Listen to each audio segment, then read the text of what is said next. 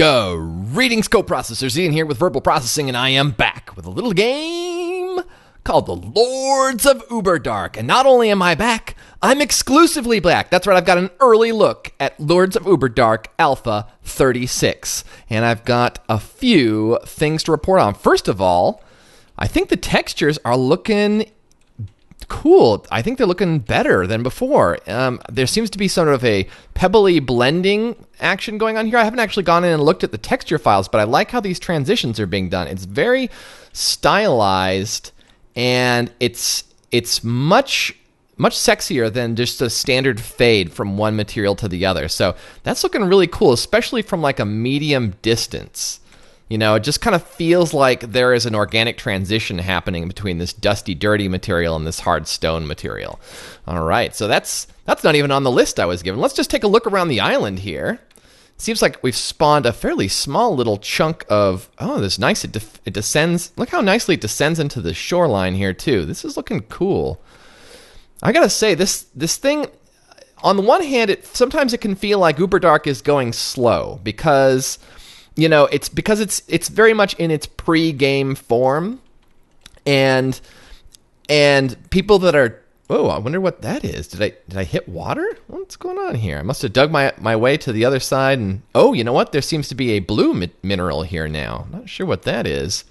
Yeah, it can seem like it's going slow, I think, to some people because it's in alpha and it's not really gamed up at this point. You know, it's still very much sort of a toy or a novelty to experiment with, and that is going to be changing. Though there are some things in the works. They're putting in the foundation, shall we say, for the gamification.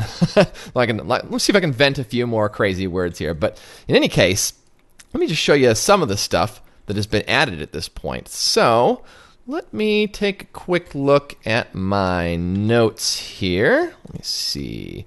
Had them in front of me, and then something else popped into the way. All right. So one thing you'll notice is that the water, actually, I think we were calling it the super creepy gelatinous cube action.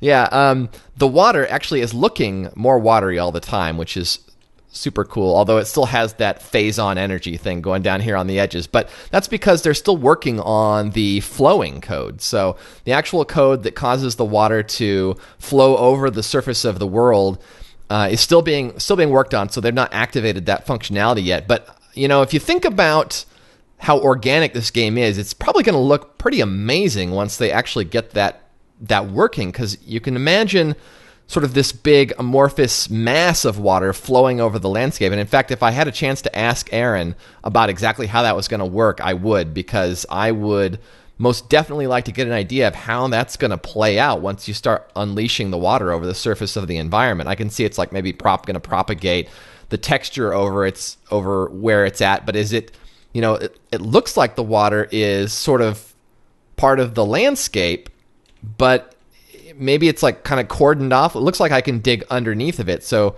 maybe it's its own mesh somehow, or when it meshes, it's somehow protected from being hacked into. And I'm just really curious.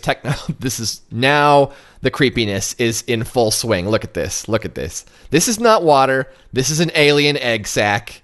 Face huggers are coming out any second, and it's all over for us. We might as well give up now. No, we must dig. We must live. Run from the horror. The horror of the undulating gelatinous cube water of Bethlehem.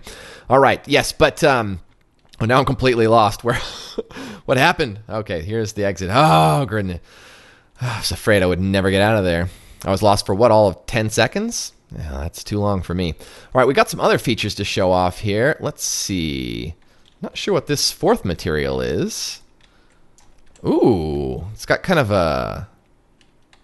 I've fallen down in this hole again. Help me. Ah! Get me out of here. All right, let me try to come up here where it's a little safer. Let's see. Wow, crazy. It could be like, if I wanted to construct the inside of a whale's mouth, I think this would be the way to go, huh? Okay.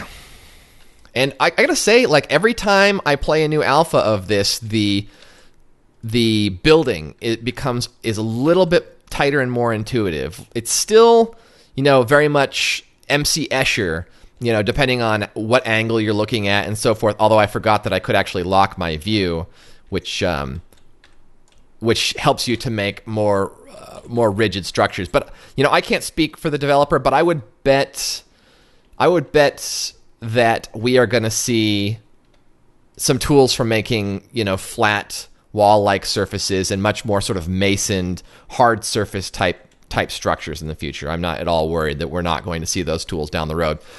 All right, but we have got some other things to show here, including, let's see, there's a zombie now with animation and placeable trees, a placeable door. Right now, I believe you have to swap out the models to show off the door and the tree. So I don't know if it's going to be that way when he releases the real Alpha 36, but I've got a bit of a pre-release build here, and so right now I have to swap out the models. Looks like I've got the door in place right now, and then I'll get out and I'll do the tree one afterwards. So what else do we have? We talked about the animated shorelines, which, by the way, he wanted me to emphasize that these are actually a temporary effect. They've rewritten the terrain code to handle animated textures, which opens up a whole world of possibilities with all kinds of neat things to happen. And so this is sort of just testing out that effect here. And collision detection is still being worked on, but as we saw in the last release of the alpha, it had already gotten a lot better as far as the landscape collision. But I think that the collision on things like the zombie and the doors are what is going to change. So let's go ahead and test that out here. Let's take a look at a door, shall we? Okay. Ooh. See, Cody, their artist, or one of the artists, I think the only artist right now on the project, is responsible for all the models, and I'm not sure if he's doing the textures at this point or if he's just working on models, but these look nice, stylized, almost a little bit like if you went in a slightly cartoonier direction in World of Warcraft in terms of the style, sort of the overlarge, heavily emphasized, sort of painted looking textures, and the really chunky, really what's the word I'm looking for? Simplistic isn't it at all.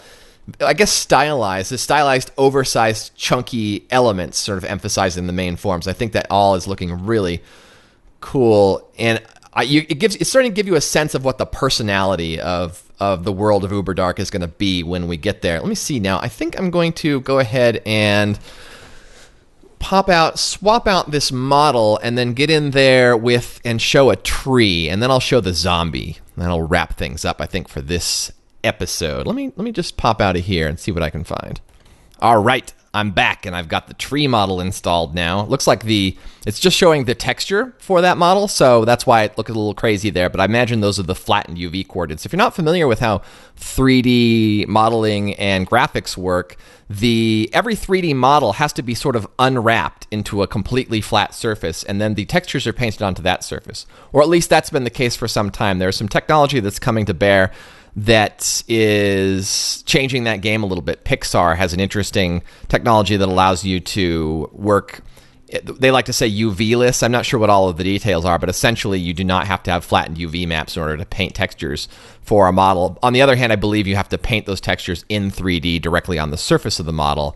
I'm not sure what other workflows are involved there, but it's pretty cool stuff. It's definitely changing how things are going to work. All right, now these trees just look awesome, by the way. These are really sexy. And let's see here. We can start creating a little bit of a forest. There we go. And as you can see, just putting, well, that reminds me, I can still turn it to night. I forgot about that. But as you can see, just putting trees on the landscape has a powerful impact on the personality of the environment here. Just getting a few of these guys out there and giving it, just gives it a sense of world that you wouldn't necessarily expect just from the landscape that's there. The landscape definitely begins to define this game's personality, but it's when you start seeing these models all placed together that things start to really sing, in my opinion. So I can kind of start creating my own little private forest here. And you can get a feel how this could be like a shaded woody area. You could be sort of chopping through a mass of trees with your dwarfs.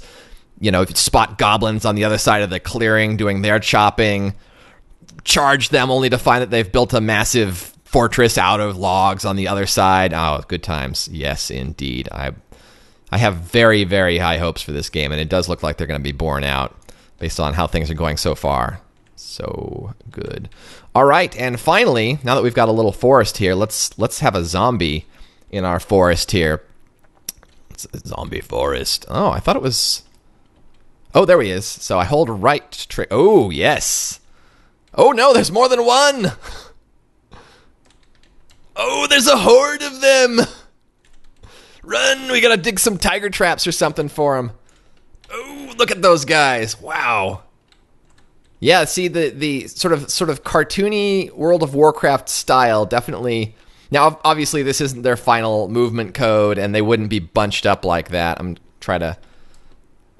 try to get some separate. See, the way that their follow code, which I'm sure is just temporary, works right now, they tend to all end up on the same path.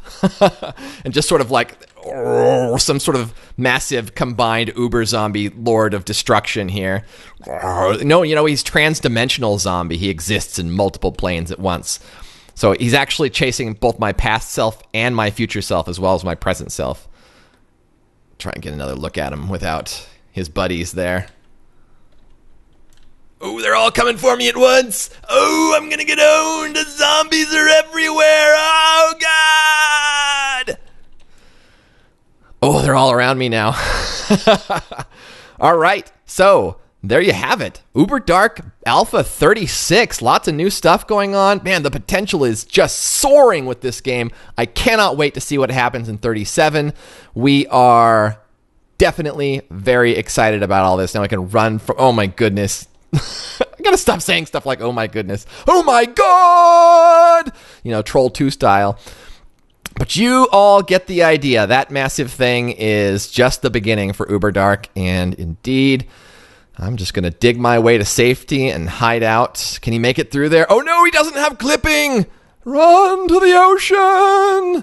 So until next time, this has been Ian with Verbal Processing with an exclusive look at Lords of Uberdark Alpha 36 and all the goodness that is coming our way. If you have any questions, please leave them in the comments and I'll answer them there. I'll try to get a hold of Aaron Bishop, the developer, or Cody. I'm going to learn his last name so I can give him proper credit. But Cody, the artist, if you have questions, I will be happy to pass them along. And if they have time, if indeed we want to distract them from the development of the game, but I believe that's a risk worth taking. So if they have time, hopefully that they can get back to us and let us know more about it. Oh, he's coming for me. If you enjoyed this video, please give it a like and support Verbal Processing. If you want to stay on top of the first best information on Lords of Uberdark, be sure to subscribe to this channel. It looks like I'm going to be getting some more exclusives down the road. We're even going to be we're talking about doing some fun stuff, some special videos and some special effects trailers and teasers and that sort of thing in the future. So if you want to be the first to see those and stay on top of Uberdark developments, then stay tuned to Verbal Processing, and we will see you very soon. Cheers.